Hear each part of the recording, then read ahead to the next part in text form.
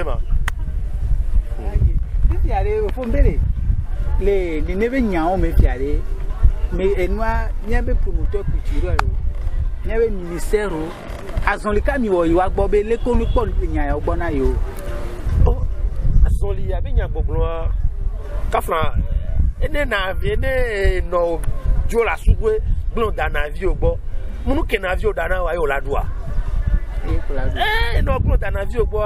no be am dadu egbo wa o da kun mo be nya da kun be mo lo duro ya no suru be so ma to dadu so kun me yawo puisque a do wo dan lo nenu ke a akume wa so ko gbe so aye gale nko jadu ladu so kun me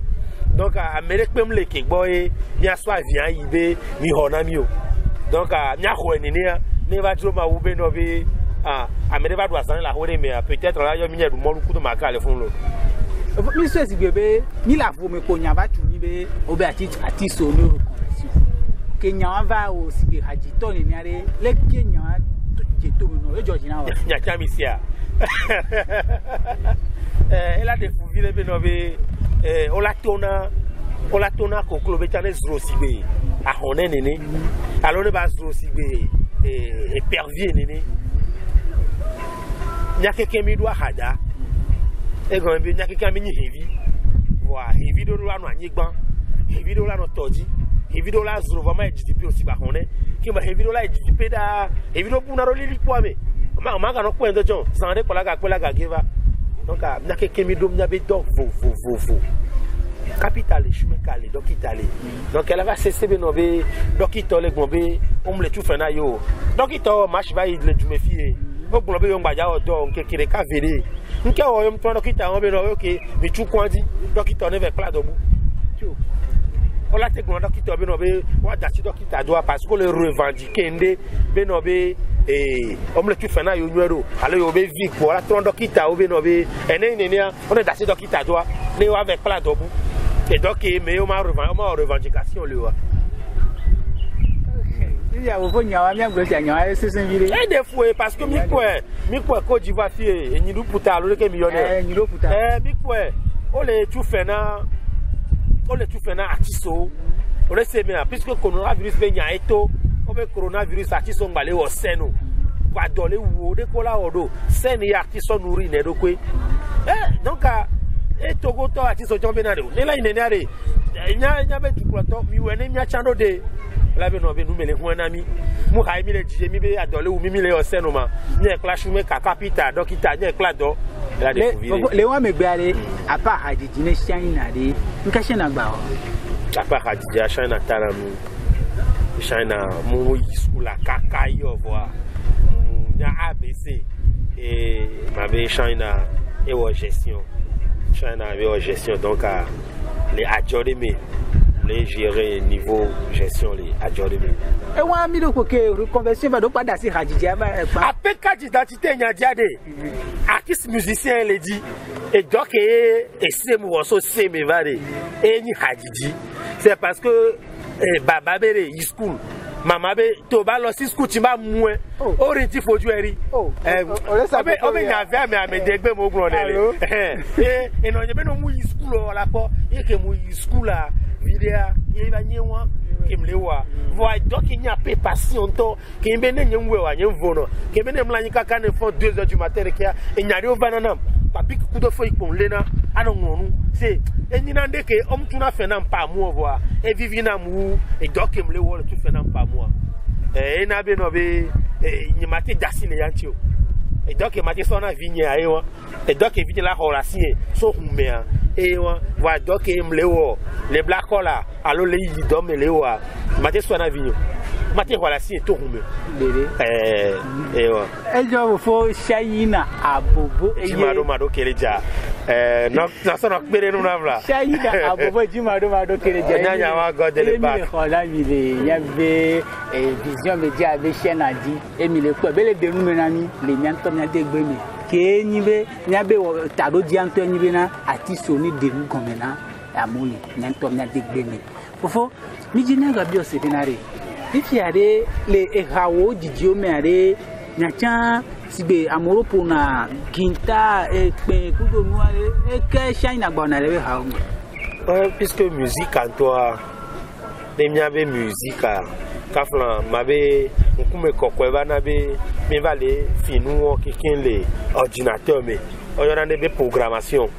si on la pour l'ordinateur mais si on amène pour guitare live néné si on amène coup menton néné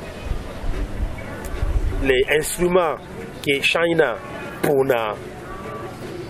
on y a des bata et on est na go le puya adodo on a combiné China pour na donc les kakamia boba homea et yemi pour na donc allez masser gomea ouais après Hadidi on le so des racines Josope racine et gombe ni jokleke moni sauvado kem joku ayewa puis j'ai bien gosé c'est les nimi ko chaine fiare amere le go dominer que les chaine inspiration que mi antomi guna nous va quoi elle avait quoi elle avait han nínú ojila so ho ko to ku wo ya alors 20 millions na so amere le nejiro ma utola ejiro ma villa ejiro ma gbogbo kokwela enye chama va pa moa bede gbereka o artiste qui les suivent mchan o la va dogo nene ba me gbereka que Jimmy d'encore be production China le dire fait Didi China mdo production po ne mo studio a nyinto ape gagner ne mo vidéo a nyinto gagner ne mo promotion radio télé a nyinto gagner donc on talk de na pe ga gomega o nyinto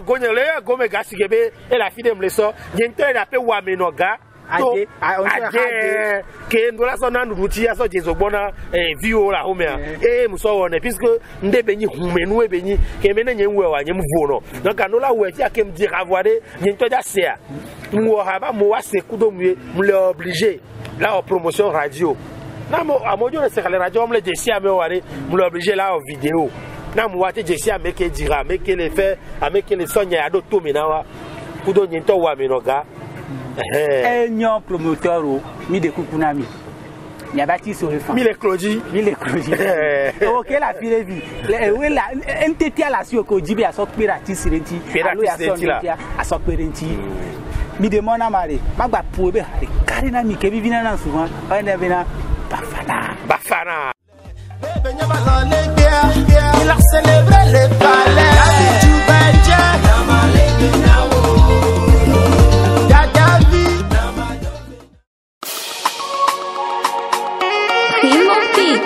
God de l'époque. I love it. China. Abopo. Pisa bega mula signova. Buklona mi di una gato. Neta dua. Karabe ganye kede neto. Bebe nyadu noa mi ina moto. Serre au peu. Via et tramototo et bien mon tigample TV et bien projet temple TV et va votre vie na biji tonne di la boya umya bedi vivi nous kemana oma ama pamule oye kwado oma mana anama ikoma kafalma we asimuna jo mogi me kona ore.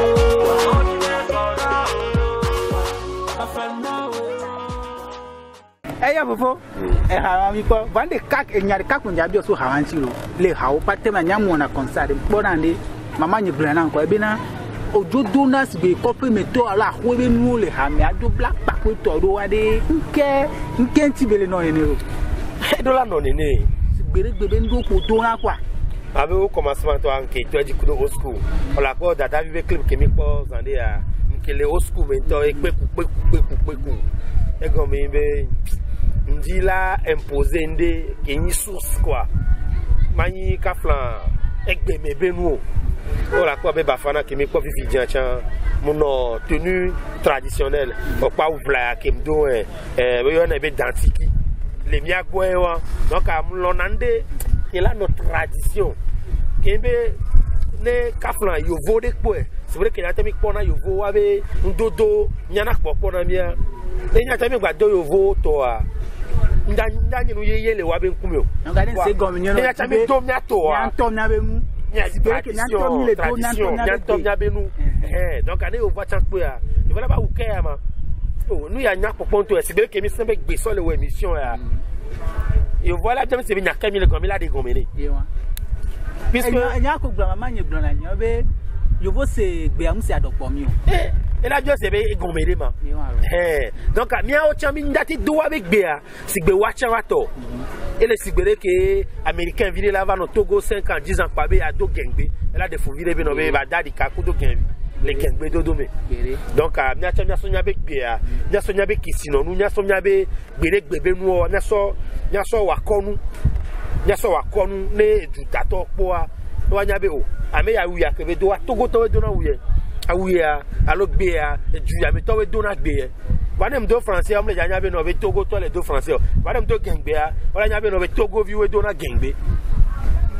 enyo vo mi ya so do wu mi nya be wona nya de capel la ke la si o la di plan le nya be to di no po la me ko le po mi le nya be ndakpe na home ndakpe na moko la glebe amoko le moji tamnyo le ko le smartphone di amoko le ko le chaîne télévision di ndakpe na mi be mi gunya be mi ni ti de ka vele be ya ko ben kento am yo le gloma nya ko le gloma ga ma mi ngunga me o e Georgina ni mi anok po mi e ko mi glon be vecto na mi ya so kemi e ko mi glon be le TPA nya gba na ni ba gba yi eto buome ne wa sebe Togo be hadito o le duaya Togo be artiste o le duaya nke hiabe amekenya e atijile alia wa gba no dero atiba makpa kota adio amwanje nya ati alia vo ke minyabe minitire kamele alia fun wa de ki la nyigban ke npo nyale be la so lede aso to bi ko be tale wa fun be tin ali achedi mi kwasi dogun mele ne ba idi de kona nyatoyo je midi la cause e gbon le be hame babare e gbon le be hame be ne wa pero adonglo nu ne ba idi alo akpera bitonu bali ajare ameke mi ko be yan pipere nu ya pira mo wantie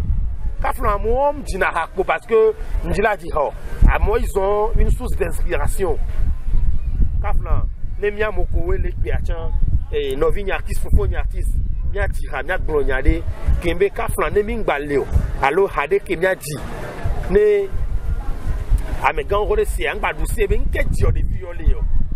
ne vi fesia ne duwe kina megan rosia ba poasi pe de vi fen ba se ba duwe po ta megan ro ba se ne ba be désordre e gon be mi artiste wa mi resibe topodo la conseiller artiste on y conseiller vané artiste le dira dès que tobe elle est encouragée de virer la home ben ba budilao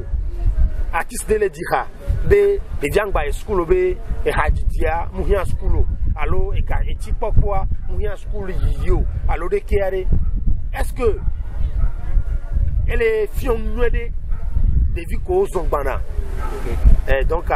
ma de kukune mi artiste obe ne mi le dira nyani parolier mi artiste o nyani amede nyagbon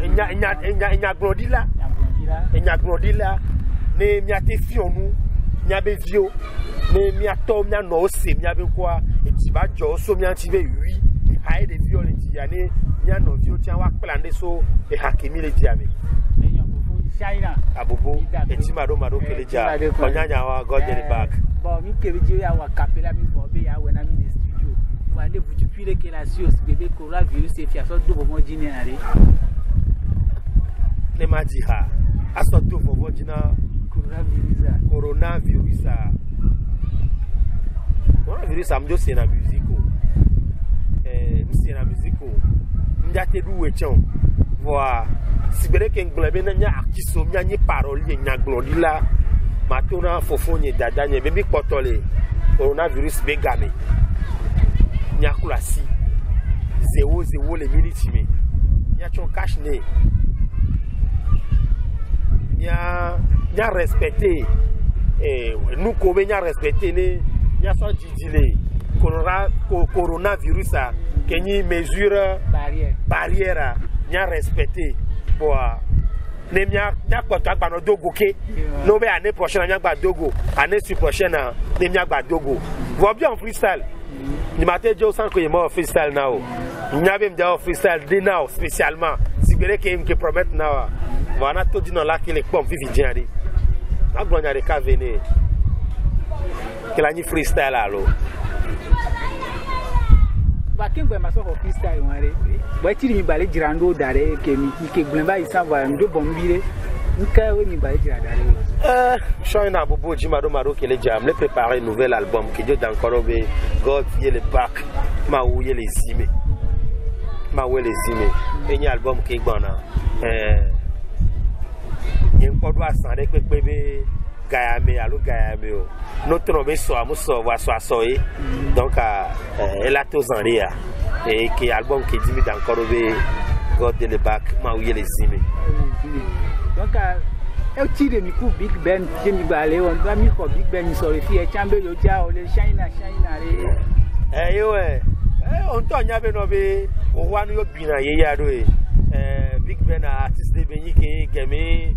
nyam le monu je hajibe nyantia kan me awodu tune do na vivi se sinema no o kan me e wa be hawa nkan don kube de no nyinto trona le ji sibreke Big Ben anto trona e no nyita on areke le haji kan me donc